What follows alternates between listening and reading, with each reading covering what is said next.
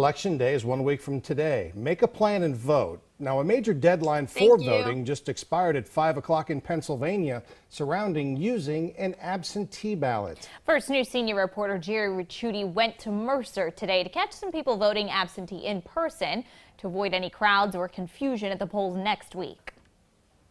There is still a week left before Election Day, but roughly 15% of the registered voters in Mercer County have already cast their ballots, with 5 times as many people requesting absentees as compared to 2016.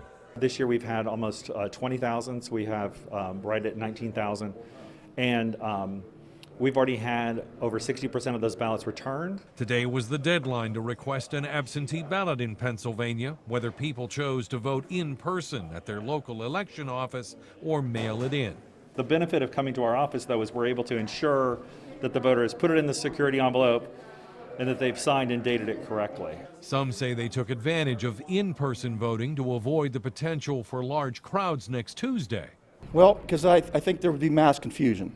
I think, the polls would be overwhelmed. Although election workers say the vast majority of voters requesting mail-in ballots have already received them, they concede the system isn't perfect. I have been waiting on an absentee ballot myself. Today is my day off of work. I'm in healthcare. I work a lot of overtime. I don't know that on the 3rd that I'll be able to make it and stand in a line long enough. Directors tell me there is still an option for other voters still waiting to get their absentees in the mail. That would be to go to their local polling place on Election Day. They're just going to have to vote a provisional ballot, but those ballots all get counted at the end of the election. Absentees will be accepted until the end of business Friday, November 6th, but must be postmarked by Election Day. In Mercer, Jerry Ricciuti, WKBN 27 First News.